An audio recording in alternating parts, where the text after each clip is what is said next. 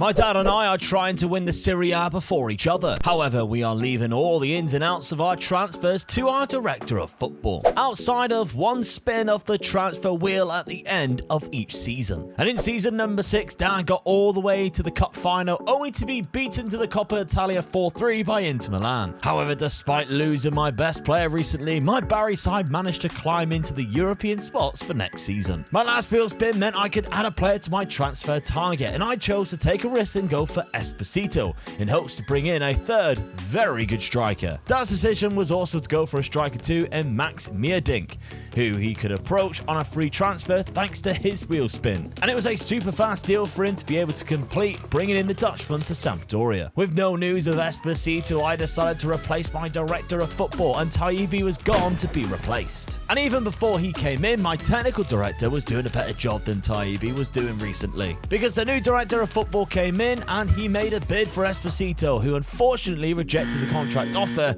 and I wasn't able to intervene. With a month or so before the season starts, there were still deals to be made for both sides as we hoped for an active transfer window. I decided to stick with the same system when the season began, as we had to qualify for the Conference League through the playoffs, and I had Celtic and our tie in the away leg first. And in the back and forth contest, we were 2-0 down. We showed a lot of fight to keep ourselves in the fixture and finished with just a 3-2 loss. In the second leg, we were much more confident and scored 2 goals without conceding to win the overall tie 4-3 on aggregate to qualify. And while my Barry side was securing qualification for the Europa Conference League, Dad was concerned with the lack of money being spent on his first team players as the window eventually slammed shut. Dad, you targeted the striker Max Meerdink, and you managed to get him. Yeah, lucky enough. Yeah, it was between him and a midfielder, but I felt my midfield weren't too bad and young enough where I was going to lose the striker, and I don't think they were good enough. So get this guy in on a freebie I thought was a good decision, really. Yeah. Likes to beat the offside trap, good mentals, good technical attributes. Pace and acceleration's a little bit low, but he does beat the offside trap. Yeah, so I'll go there. And he's more of a pressing forward than an advanced forward, which is what I wanted as well in my team. Yeah. Okay, well, you got a few other signings. We'll switch to me, though, because I didn't get the player I targeted, which is the first time that's happened for us. Yeah. Where we've obviously picked a player and they haven't come. So I went for your old buddy. Yes. Pio Esposito. He rejected me and went to Marseille. So, yeah. Bad tough mistake, one. I think that one is.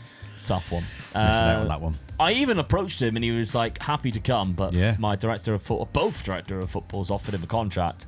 Neither of them managed to get the job done. I did, however, sign one of your players. Yeah. Pograncic has joined me from Sampdoria on a free transfer, 6'3", Croatian centre-back. He's all right. Obviously, he's been playing for you the last few years, 4 years, in fact. Yeah. £1.8 million. I'm disappointed to see him go, to be honest with you, but the director of football can't sign him, re-sign him, and it's a big problem I've got, but I can't help that, can I? Nope, I can. Welcome. Now, the rest of the signings that I managed to get throughout the window, nothing really special. I mean, Luca Mora was already coming to the club anyway. He's not somebody that I'm going to be pinning my hat on as somebody to really make a big difference. And the rest of them, again, we are struggling here. The only real one outside of those three was Wataru Endo, who joined, but he's on the twilight of his career, 36 years of age now. He's only going to be using the rotational option. Does look good mentally and technically, but obviously the physicals are rather low outside of natural fitness, so I can't see him being used too much. He's a non-EU player as well, so that makes it an even more problem, doesn't it? We signed... I mean, my director of football knows what he's doing. Yours don't. Ruta Ghost, 210k, left the club, which is annoying because we bought him for £5 million and he has played quite a lot. So to go for that cheap is very frustrating, especially when financially it's kind of in the bin at the minute. And obviously our transfer budget was so low because of how bad our finances was. So I'm hoping we can sell our players for a lot more than that, which is the reason why I did change the director of football this summer. And we brought in Jonas Sufert and obviously let go of Massimo Taibbi, who was okay. He obviously started well, but then nothing really outside of that came of it. No. So yeah, I decided to make the change and bring him in. I also brought in a new assistant manager as well, in Giovanni Martuscelio, who I think's a very good assistant manager. He was recently at Atalanta the last couple of seasons, so yeah, he's a lot better than the assistant manager we had previously, so that's good. Now, tactically, I'm sticking with what we had last season because, of course, it got us European football. And we actually have progressed through to the Europa Conference League after defeating Celtic. So, bad result in the first leg, but we did come out with a nice little 2-0 win home leg. So we are in the Europa Conference League this year. We've got to play another Scottish team in Hearts. We've got to play Icelandic team. We've got to play a lot of teams that I think we should definitely beat. And I think we could progress through to the Europa Conference League knockout stages. Outside of that, there are a couple of clubs in there. You're looking at the Genks, possibly Antwerp, Twente. That could cause us trouble. And then you've got the big boys like Gladbach, who I think might be one of the best in here. Even to some extent, Bodo Glimt and Panathinaikos could cause me trouble in this competition. But hey, I think we could get through to the next round. It might be quite exciting. So the other transfers that you brought in, Dad, outside of Meerdink, you had a couple of free transfers. Madi Fai doesn't look too bad at all, really. No. I mean, left-footed centre-back, 19 years of age, 6'4". There are a few weaknesses in terms of physical attributes, but he does look all right. So for a free transfer, you're not going to complain with that. Fabian, who of course was a loan signing, which was a loan to buy, so he is now a permanent player, which is good. Joachim Andersen, though, is quite a good signing. Yes. Defender. I mean, he's old, but I lost a centre back, so I've got a centre back in again. But I'm just a bit concerned about the age again. So I lost a 31 and signed a 33-year-old. So I don't agree with that. But yeah, he's good. It replaces the one I've lost, so I'm happy with that. Yeah. Then you've got Adriano, I don't think is really going to get into your team. Neither is Isaac Moran. So, and then there was just a lot of players who came in for like barely pennies, who you very much doubt you'll be playing at all. Don't know really. where he's going with these signings. Sometimes he's not signing for the first team, is he? No. But then £2.3 million was spent on a goalkeeper who actually does go into your team and improve it. Yeah, definitely. I'm really pleased with this signing. I mean, all right, he's 32, but that's not a bad age for a goalkeeper, I think. So, yeah, I'm pleased with this signing. Finally got one right. Yeah. Straight into my team as well. Yeah, happy with that. Tactically, you've gone for the narrow diamond. I've stuck with what I played last season because certain players have moved around. I've got a new striker in. I've got the new guy. He's not a new guy, but he's the young lad in attacking midfielder who I think could cause a few problems as well. So. Yeah, so he came in a couple of years ago, didn't he? For $2 million. He played a lot last season, got 10 assists. Yeah. So I'm hoping he's going to do a bit more of the same if I don't, because I locked Telemans in that position last season. Yeah. So with him playing in that position, hopefully he'll do a bit more than this time. So yeah. Obviously, Edu Sanchez came in as well, so left back has joined the club. Good left back as well. So Anderson's in, Newbell's in. So there's three players that are straight in there, as well as obviously Meerdink, who you brought in yourself. So I mean, at least 4 new players in your starting 11. Yes. So I think that's why I've stayed with the same tactic. Really, I think it's a better team starting 11. So I'm going to just leave it as it is then and see how it goes. Okay. Well, schedule at the start of the season. You have lost against Cremonense and Lazio, but have beaten Lecce, and you are through to the next round of the Cup. Obviously, you haven't got European football. We are playing each other fairly soon as well, start of October. You've got a tough run before that.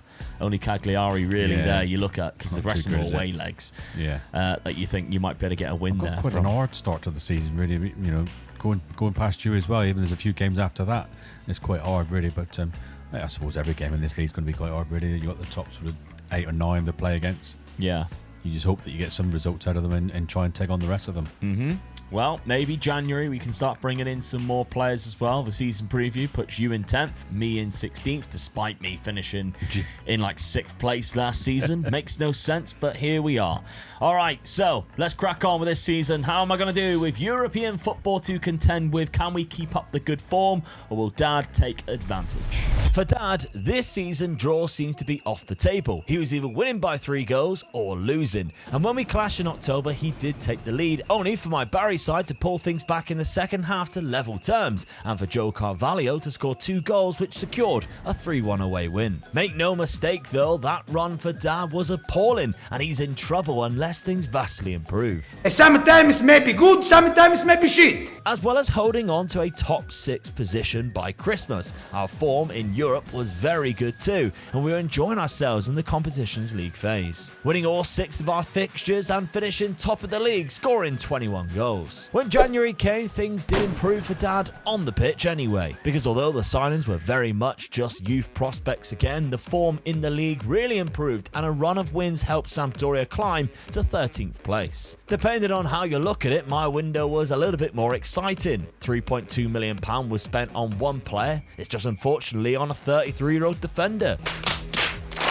However, we once again lose our best midfielder that we signed from Parma in a January window. And as February came to a close, we faced Dad again at home, this time where he pulled off a 2-0 win. And the gap between our two sides became ever so closer as we look into the European knockouts, which began with an easier tie against Turkish side Gaziantep FK, who we battered 5-0 both home and away. The quarterfinals though was a bit tricky as we faced Gladbach of Germany and won the first leg in Bari 1-0. However, our hopes of European trophy was ended in the second leg as we went to Gladbach and lost to a 91st minute winner. And as for the remainder of the season, both of our sides just didn't have much to play for. Well, mid-table finish for me. Yeah. 14th for you, Dad. Couldn't get any further than the quarterfinals. It was Gladbach, who I mentioned probably being the hardest one in there. They didn't even go on to win it though. Midtjylland went on to win it from Denmark. They who did they beat in the final? So they went on to beat Gladbach in the final 1-0. So got as far as the quarterfinal. I thought that would be good for finances. It wasn't. We're still in the red, and we still only got £1.6 million in the transfer budget again. So I'm a little concerned, I must admit. I thought things wouldn't be this bad early on. I mean, the wages have gone up. And remember, that's not me doing this. This is obviously the director of football offering wages. We are trying to sell players. It's just not working. I don't want to sell Joe Carvalho, but I feel like I might have to at some point. He could be my only saving grace of getting any transfer budget going forward. 100% of the transfer budget if we do sell him. So I don't want to, but it's always an option. He does, however, have a minimum fee release clause of 17 million for anybody who's in the Champions League. So he only just signed this deal. So I don't know what to do quite yet. There's a couple of players that I am looking at possibly selling, but I mean, we are struggling really, aren't we, in terms of Serie A? We're not really getting any progress. No. And getting ourselves further up the table, especially anywhere close to the top four. Nowhere near it. I mean, with the signings that we're taking in as well, we're not going to get anywhere near it, neither, are we? We're not sort of building. I mean, all right, I was nearly 20 points clear, but it was at one stage of the season I was in there.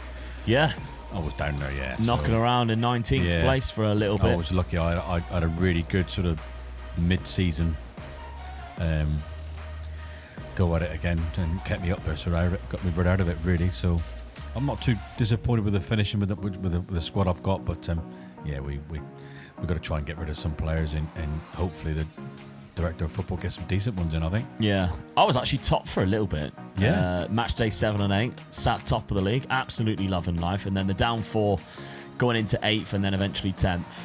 That's kind of disappointing, isn't it? It was a very mirror image of what you were doing by the looks of it. It actually is, isn't it? Yeah. So that's a shame, but there we go. Maybe another season we might be all right. Who knows? But only Joe Carvalho has got his name on there in the good version of the player statistics. We've got Barbieri and Edu Sanchez, and I think both our left backs. Oh, my right back, your left back. Yeah. Who's picking up a lot of yellow cards. But yeah, I mean, Dad, you managed to get to the third round of the Coppa Italia before meeting Roma, so that's a shame, but never mind. And your transfer budget for next season, you got another £20 million. So you do have money. Yeah, I mean, I'm not going to argue. I've got the money, but it's what the players that he's bringing in. I mean, yeah, where he thinks they're going to go, they're definitely not going to go into the first team. So I just don't know. Again, a lot of free transfers coming in. And yeah, nobody who's like any good. You can't even look that sort of thing. Oh, they'll be ready in the season or two because they won't. No. My January window, I mean, let's have a look at it. It's, again, there were a few players, and actually some of them, I mean, Thilo Kehrer is not a bad player to bring in, but it wouldn't be somebody that I would go, I'm going to bring him in. I mean, I'm pretty sure I could find £2.9 million to spend, way better than a 33-year-old who is sort of losing all of his attributes. I think that's the problem as well. The players that we are spending money on, they're old players. Yeah, they're bringing in older players. You don't get anything for them. I mean, Carlos Cuesta, again, from Torino, another centre-back, 31. Again, we're just never going to really be using these players. No. So it's a struggle at the minute. And I also lost Amir Richardson throughout the window as well. That's a bad loss as well, isn't it? 14 million. Where's that gone? You haven't seen it, have you? No. I mean, that's the trouble. We've got another... to the 100% of... Yeah. We've got another transfer player fees. coming in who's a defensive midfielder, but he's nowhere near the standard of Amir Richardson. So, we're losing players for a lot of money, and we're only spending £2.9 million on a player which doesn't even replace him. So, yeah, tricky. I don't quite know what's going to happen. But obviously, we got to spin the wheel and see if I do have another option, and hopefully this time I can pick a little bit wiser, bring in a player that I actually can sign, and the same with yourself, Dad. Obviously, you managed to get the last signing with Mia Dink, but he was probably your best player as well. He got 16 league goals. So, I mean, he actually got 17 last season, 25 in the Serie B the season before that. So he is a goal scorer. He knows the Italian leagues quite well. I'm pleased with that signing, I must admit. He was the only one, though, because Nasty did not get a lot of goals. That's a big one for disappointing Nasty, really, because I put him more into his favourite position of an advance forward, and he let me down this season, really. Yeah. I mean, he's wanted by Torino, and he's about £45 million. You do get 100%. It would be tempting in some ways just to stick him on the... It could be something... I mean, if I get like a free signing and I can bring in a really good striker again, I could let him go then, can I? And make a good bit of money on him, really, and then just see... But he's Italian as well, and that helps. So, it's, I don't know. I'm tempted to keep him because he is Italian.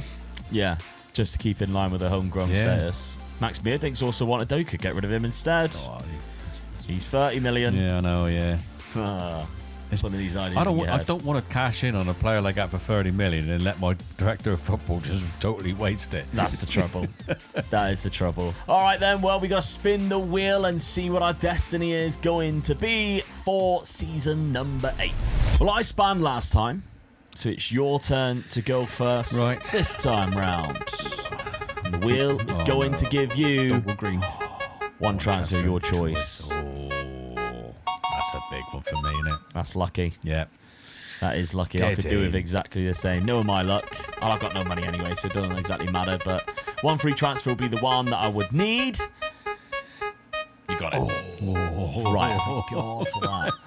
All right, one free transfer. I've just got to pick slightly better than what I did last season. Going into season 8 then, I decided to bring in a midfielder as my free transfer target in Robert Wagner, who was at Manchester City. Dad chose to spend a big portion of his budget on Sassuolo's 21-year-old defensive midfielder, and he was once again replacing the director of football, bringing in Michael Edwards instead. And the good news kept on rolling as Pelelio signs for Sampdoria for an £18.5 million fee. Soon after, Robert Wagner was a Barry player too on a free transfer. I continued to put players on the unwanted list, and this season it was Ola Solbakken. And although he was eventually sold for a nice little profit, the worst thing then happened soon after, as Atletico put in a bid that my director of football accepted for £26 million with Joe Carvalho, and we lost our star man. And because of transfer business this summer, a new system was needed to fit the players that we have at our club. Dad's trying a new system too, but it's hard to tell how he's doing as he faces both Milan sides in the opening 2 fixtures.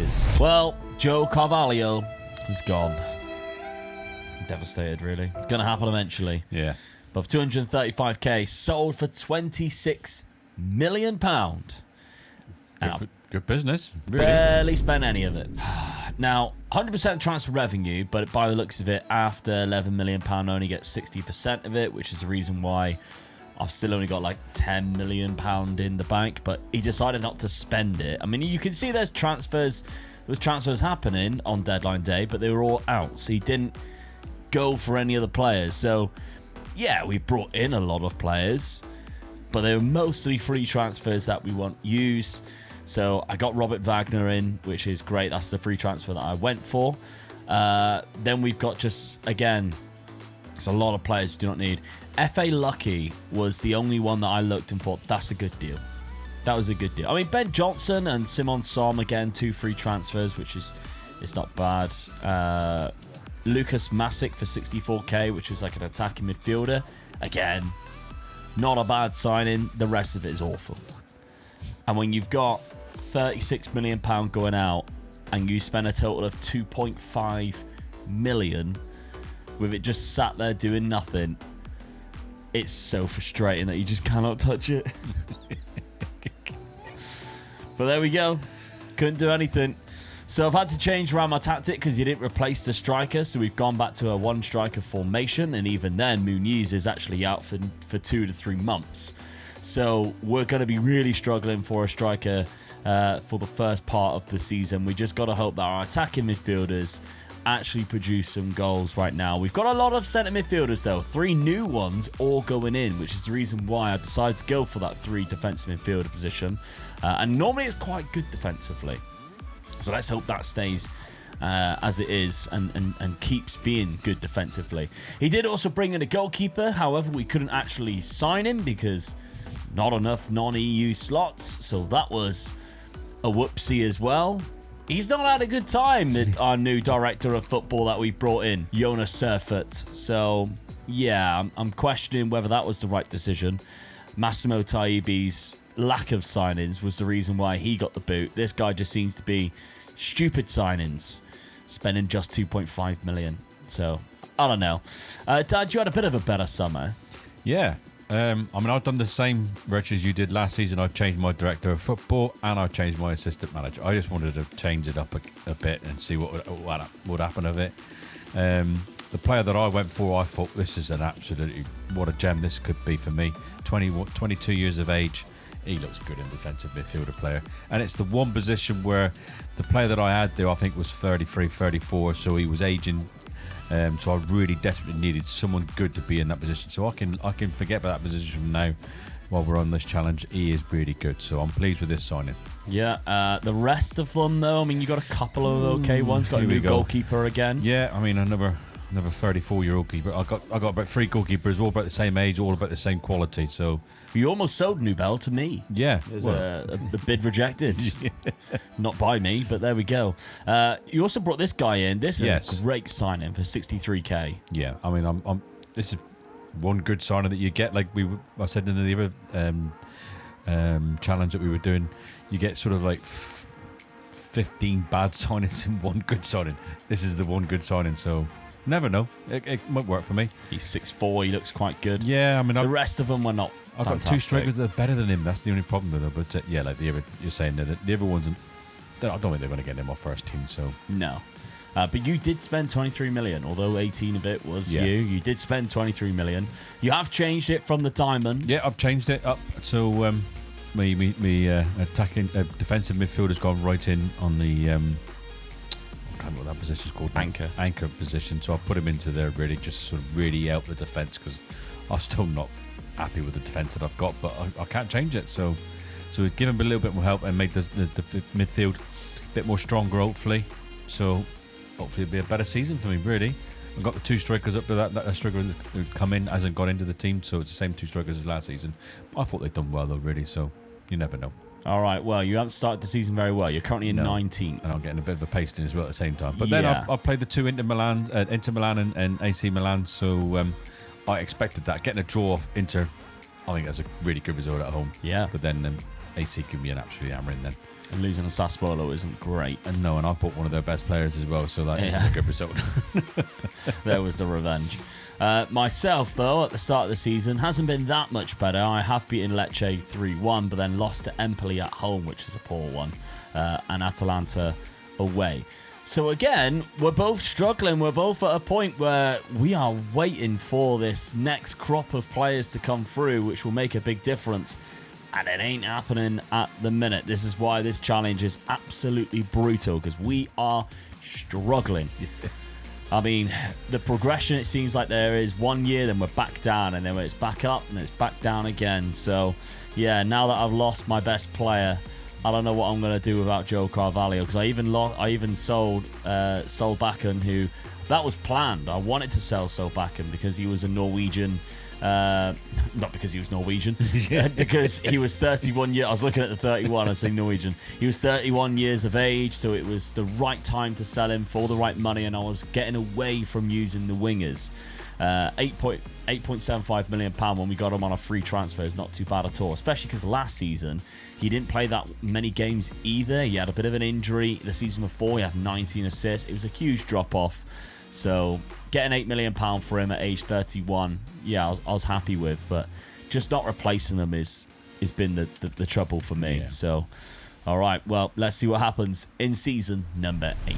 It was another September clash between our two sides, and it was another Sampdoria win in Genoa, as Dad's side secured a 2-0 win. And his form continued into the winter months across the first half of the season, as Sampdoria sat in 7th place with Barry in 11th. Money was finally spent in January, but not on a striker, and instead 2 very different aged left-backs, which wouldn't have been my first choice to replace. As well as the league fixtures, we also played each other in the Coppa Italia quarter-final, where in 6 minutes the score was 1-1.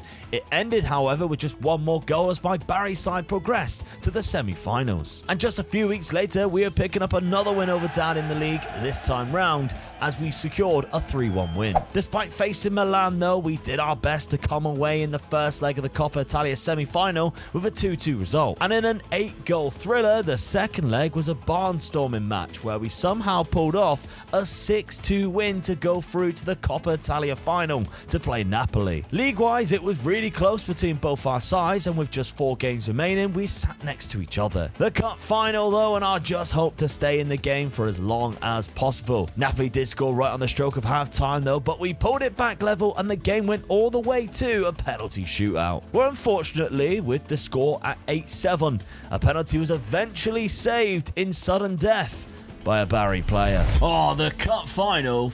If that was a win, it would have been a great season. Yeah. But a penalty loss to Napoli, which is absolutely devastating. And we only missed 1 penalty as well, so it was an 8-7 penalty shootout. Very disappointing and a bit unlucky.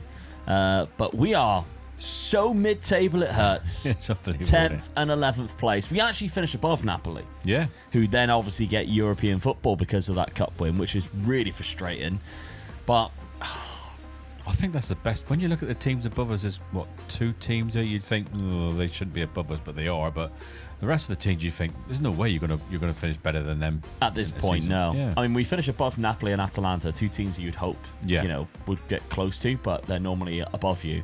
But Cagliari, Empoli, even to some extent Torino, Yeah. at this point we should be above them, and we're just nowhere near. No. Just nowhere near, and it isn't getting better for me anyway, because we've only got £1.58 million in the budget.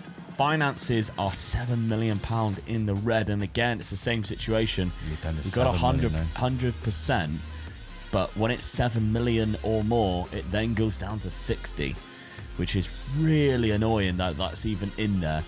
And my top scorer of the season had 12 goals. Rodrigo Muniz, who of course missed the start of the season, only got 12 goals. F.A. Lucky got 9. He actually had an alright season, as did this guy, who was only a 2-star player, come from my youth academy, I think, or we signed him ages ago. No, it is from the youth academy, and he's actually got a lot of game times because we've changed to that 2 attacking midfielders. Hadn't developed very well, which is a shame. Doesn't look like he ever will either, but he's actually had an alright season. If we can find another player for that position, we might stand a good chance next year. But right now, I can't see us buying anybody good enough because we just don't simply have the money. Over to you, though, Dad. It's looking a little bit more promising. Yeah. I mean, I had a fair average sort of season. I finished higher than I did last season, so I've got to be happy, really. Both strikers in double figures. Yeah, 16 goals from Nasty, so I'm quite happy with that, really. He had a poor season last season, I felt, so he upped it up this season. But, yeah. I mean, 22 million. 22 million. It's just... I just hope that I get the same on the wheel again, that I can buy the player, because that player, for me, buying that player was outstanding for me, I think. So, yeah, if it's left to the director, you just know he's going to waste it. So that's it. Well, there's only one way to find out. We'll spin the wheel and see what the outcome is. All right, I'm spinning the wheel first this time round. To be honest, with the £1 million that I've got, don't really know what's good or no. One transfer choice. It's the best one on the wheel, but obviously you got the money to do it, haven't you, really? Yeah, I might even hold out and wait until see if I've got a bit of a budget in July, and then maybe go for somebody, because right now it's not a good amount of options, is it, with the money that I've got? So let's spin it for you and see. I mean, you haven't had the green one yet. You've done very well to avoid that. You have. You've definitely got it now. Yes. So the director of football will be in charge of all of your transfers Well, that's in the another season summer. over with then. £22 million still left in the bank by the end of the summer window, as probably 15 expected. 15 freebies in. And 15 new signings that you'll never see ever play for Yeah. the club. Lovely stuff. But if you make sure you do not miss the next episode to see what happens, subscribe to the channel because it'll be out soon.